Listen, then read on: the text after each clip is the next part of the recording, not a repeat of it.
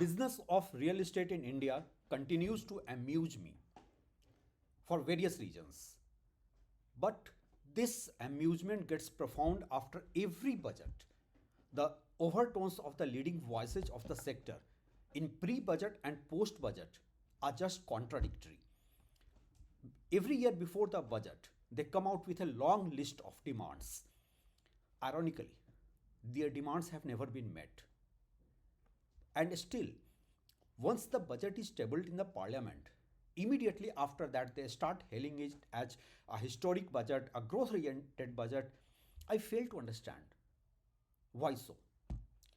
And to understand this, first I should look into what were the demands this time around.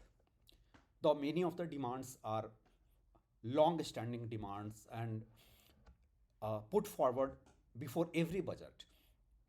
Some of the demands this time around were reduction of GST for under construction properties to 1% for all categories, reduction of GST on raw materials, reduction in minimum size of REITs to 50 crore rupees, reduction of LTCG tax to 5%, reduction in Cat 1 Special Situations Fund requirement to 5 crores, a separate annual deduction of 1,50,000 for principal repayment of home buyers, increasing the limit of affordable housing to 1 crore rupees to boost the rental housing in the affordable segment, special incentives for women developers, special provisions for underwriting of municipal bonds for slum redevelopment, allowing overseas direct investment for Indian investors and increasing LRS limit to 10 crore rupees, reduction in stamp duty,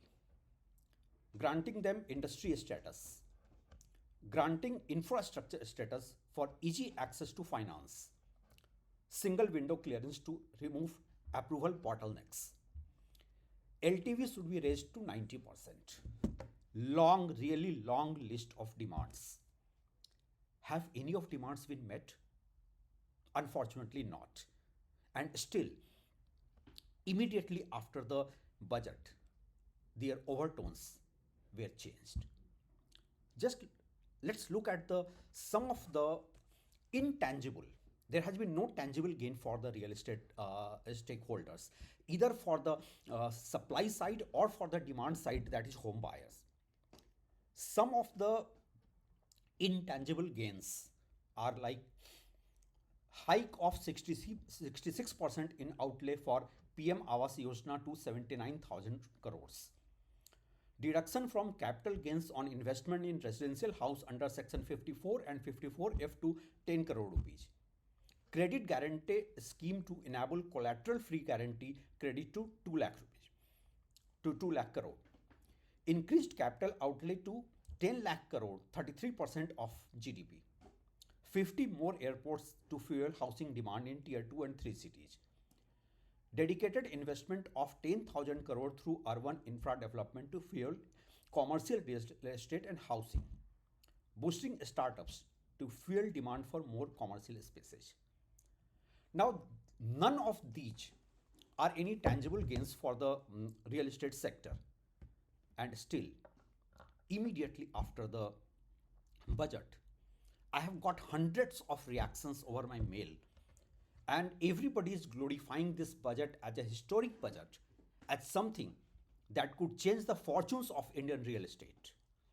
I fail to understand why.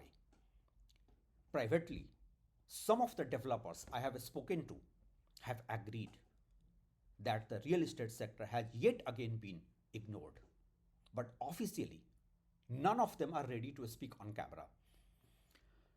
As a matter of fact, the large universe of the real estate developers are going through a very tough time, and they are blaming the leading developers, the listed ones, whose business have grown over the years in the K-shaped recovery, where the leading players and listed players are gaining more and more market share at the cost of the large universe of small and medium-sized developers.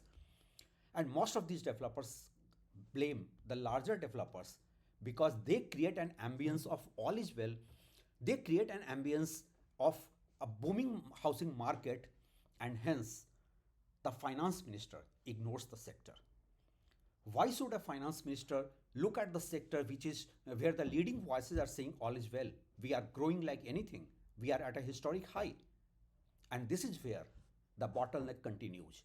The Indian real estate is ignored, budget after the budget. And at the end of the day, who is ignored in this whole game is not just the real estate developers, but also the home buyers.